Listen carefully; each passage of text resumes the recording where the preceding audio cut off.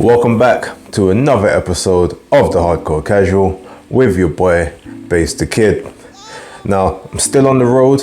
It feels like I ain't bringing enough clothes with me, but I guess we'll find out over the next few days.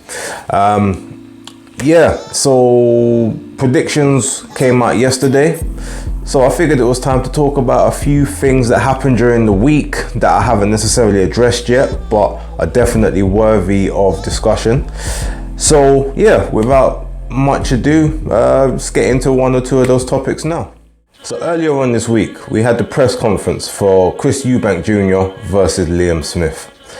Now, you know what? First things first, I actually got to shout out Travis J, because he said from months ago, it was about 6 to 8 months ago now, he said that this Chris Eubank Jr. with a version of a world title is pay-per-view gold. Like in terms of the whole build-up, in terms of the way he's gonna promote a fight, in terms of the antics, like it's must-see TV. And you know what? I agree with him. I've always thought that Chris was sort of good and funny in the press conferences and arrogant and whatnot, but ever since the Liam Williams fight and the face-off that they had, I've just kind of seen there's been a little switch in Chris, whereby before it came across as arrogant. It's like, because you're saying to yourself, well, what have you done to, you know, evoke all of this arrogance that you're portraying? You've literally done nothing in your career. But now it's almost like he's self-trolling himself while trolling his opponent and trolling the public. It's like, no, I realize I ain't really done shit, but you know what? I'm still that good. I'm still gonna pull you into my web. I'm still gonna make you believe. And this press conference was no different. He said he got on, Callus Allen thinks that he got under Liam Smith's skin. I don't really think he did, but I just think Liam ain't he's not for all the BS. Like everything that Chris is saying, he's one of those ones, all right, yeah, say what you're saying, let's just get on with it, because you're chatting shit. Like what you're saying don't make sense, this, that and the other. But there is one thing that Chris said. Chris said that he thinks this is going to be a harder fight than he said it's going to be a harder fight than the Conor Benn fight would have been. Now, unpopular opinion, but I actually agree with him. And I'll tell you why. Not in terms of the level of opponent, because ultimately Liam Smith is a much harder and a much more well-skilled opponent and a world level opponent than Conor Benn is. But the difference is, Chris Eubank was spot on when he said, I know what I have to do to prepare for this guy. Like his style doesn't necessarily change. Like you've seen him from 10 fights ago, 15 fights ago, up till now. The way he fights is, there's nothing that's going to surprise you. He's not going to try and box on the back foot. He's not going to try and box with you. He's not going to try and jab with you. He's gonna come forward and apply pressure, and he's going to try and slowly grind you down and weigh you down. You've seen him do that numerous times, so you know what you have to prepare for. Also, the fact that Conor Benn, you know, he's a younger guy, more exuberant, he's a bit more fiery, he's a bit more unpredictable, because he was still evolving and changing in terms of how he is as a fighter, so you never really know what the deal is. So there's that part, but also the fact that Chris is having to come in at 157, which is apparently a weight he's never made since he was like 18, so we're talking about like 14-15 years ago. So all of that in itself, draining yourself down possibly, and then the rehydration clause, all of that actually did make that a much harder fight, because it was harder preparation, it was harder to, you know, to deal with everything else. So I agree with him in that sense, but obviously not from the level of opponent, but just the difficulty of the fight. So I have to give him props for that. Now obviously look, January 21st, not a great month for pay-per-view. 1995, if it's 16.95, I'll pay for it, you know, regardless. 1995, I need to see what the undercard's saying. Even maybe like a 22.95, possibly. Anything above that, then I don't know. I have to see how I feel, you know.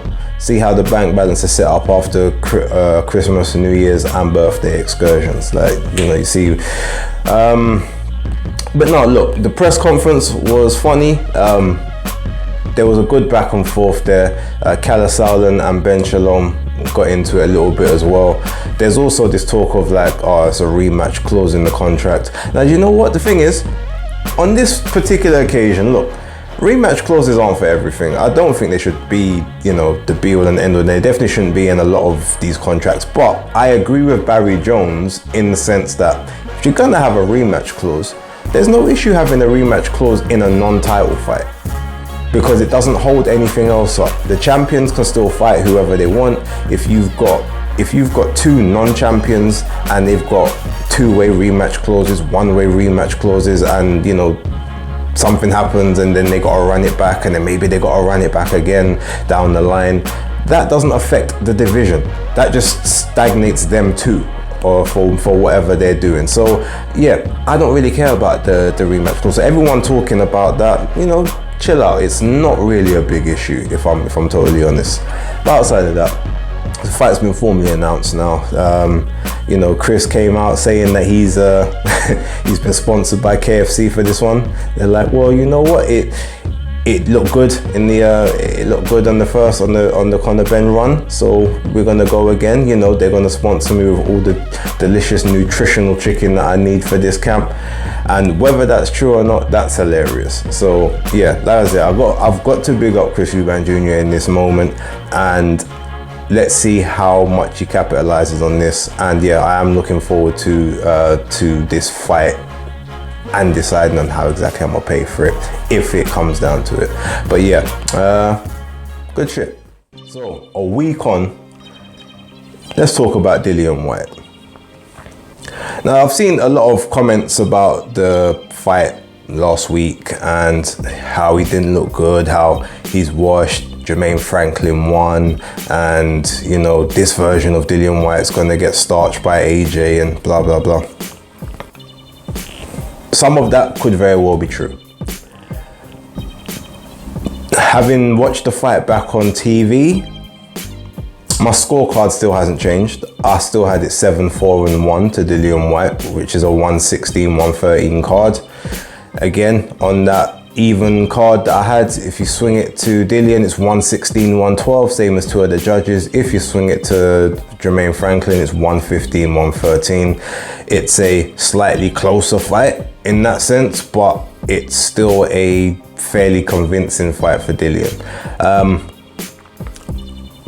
I still need to see what the Buddy McGirt link up looks like overall, because I know that Buddy has got the necessary skills to prolong Dillian's career and, you know, work on his strengths. And what he's very good at is using someone's strength to mask their weaknesses. So as we saw with the cross guard, I've never seen Dillian employ a cross guard so tight before. A couple things got through, but ultimately he blocked a lot of shots on that cross guard. So clearly he's been taking some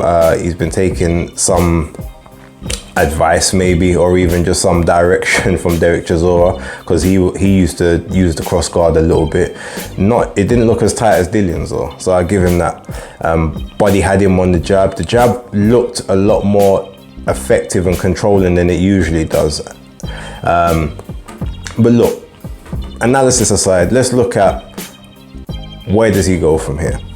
So I said previously that I've got a feeling he might end up having to fight someone like Michael Hunter, and then AJ will fight Jermaine Franklin, and then the winners will fight each other in the summer. Now, I've said Michael Hunter will beat him. I just feel even this version of Hunter that hasn't been in the ring for quite some time, I just feel like the movement is all wrong. He's got the power and he knows how to land shots, and he's got fast hands combinations, and he's got fairly quick feet as well. I've actually had another idea in mind as who I would like to see Dillian fight next, to properly gauge, is he actually gone, or is he still the same guy? And if this person's even still fighting, I don't know what their situation is, but I would actually like to see him in the ring with Kubrat Pulev next.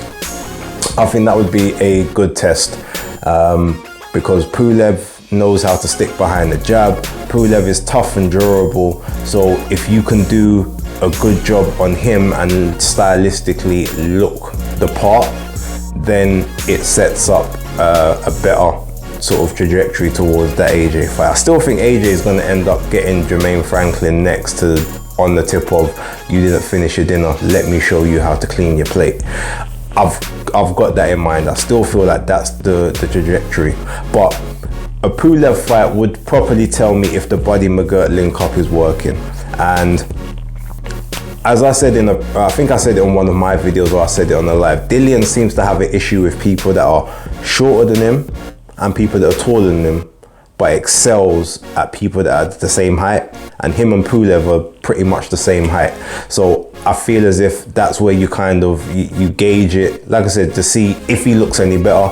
If he still looks the same or looks like he regressed even more, then cool. He's out of that top 5. He's out of that, possibly even that top 10 conversation. But that should definitely, I feel that should be his next move. And then if the AJ stuff doesn't happen, then, you know, I guess the Daniel Dubois thing is there after Daniel sort of beats Kevin Lereno this weekend. But yeah, that's what I kind of think should be his next move moving forward. I still feel like a lot of the criticism was unfair, but to be fair, like, Dillian will get that criticism because he's just a bit unconventional in his style, and you know, when he doesn't look good, it's a lot more noticeable than when some other people don't look good. But again, as I was saying last time, we also need to credit Jermaine Franklin, because if people were crediting Denzel Bentley with being a lot better than advertised at making Janny Beck quote unquote look ordinary, even though Janny Beck quite comfortably won that fight, and there was just spirited moments in it, then we have to also keep that same energy with Jermaine Franklin. He just performed a lot better than people thought he would. But yeah, that's all I got on that one, to be totally fair. Oh yeah, back to Chris Eubank Jr. real quick. So he said that he wasn't aware of the first failed test that Conor Benn had, and had he have known about that, he would never have taken that fight. But by the time he found out, it was obviously too late. He's already in the contract, and he only found out after the second one. Now, if that's true, I mean, look, it doesn't look great, to be fair, but I guess from a legal point, you can say, well, that was outside of competition. It was outside of the negotiations with you. It wasn't something that had to be stated. So there's no kind of legal action or recourse that can probably be had. But then you say to yourself, well, whether you thought it was a incorrect test or it was an error or something, probably you should have let a guy know, well, look, I've got this case in the background. It's being worked out, but this is the situation. I need to let you know so that we can figure this thing out. And I guess probably the reason that wasn't done is because then when it comes now to the catch weight and the rehydration and all of that stuff, you probably don't get half of that if there's any adverse findings or any discrepancies that have come up in your past. So keeping it hush hush was, yeah, it wasn't great. But the question then becomes, who knew about it? Because if that one was outside of competition, that wouldn't have been the additional VADA testing that they pay for during camp. That would have been probably part of the clean boxing program for, the WBC. So who knew about that test? I can't remember if Eddie and Matchroom were informed of that, or if it was just Chris, or if it was a WBC. But it's weird that was a VADA test. Obviously, it's clean boxing program administered by VADA. But VADA only report to whoever is within the chain at the time when they're doing the test. Like, they don't just send it out to everyone. They send it out to everyone who's within the contract when you pay for additional VADA testing. But if this one I'm assuming if it was a VADA test, it must have only gone to the WBC, because they're the only ones who would have needed to know. Eddie wouldn't have needed to know at that point because he's not promoting Conor Benn's fight. So Conor's team would have known, and I'm assuming the WBC. Why was that not brought up? Or why didn't the WBC, you know, highlight that and say, look, what's going on here? You've propped on this test, like, what's the issue? That to me poses a lot more actual questions than the fact that they didn't tell Chris Eubank Jr. about the first test.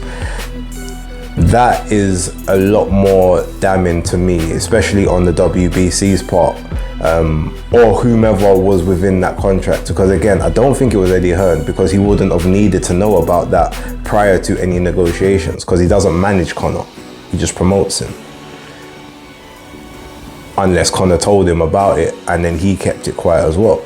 And if that's the case, even if they thought, oh, this is an error or whatever, it still looks bad. It looks very bad, to be totally honest.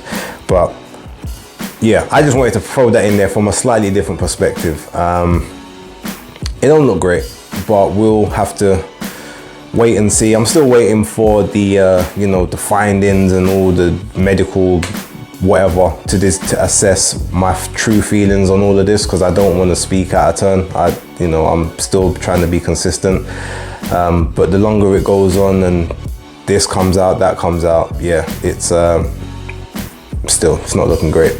But look, with that, I'm gonna leave it there, and I got to rush off out. I'm already running a bit late, so thanks very much for watching. Like and subscribe, as I always say, and for right now, Hardcore Casual out.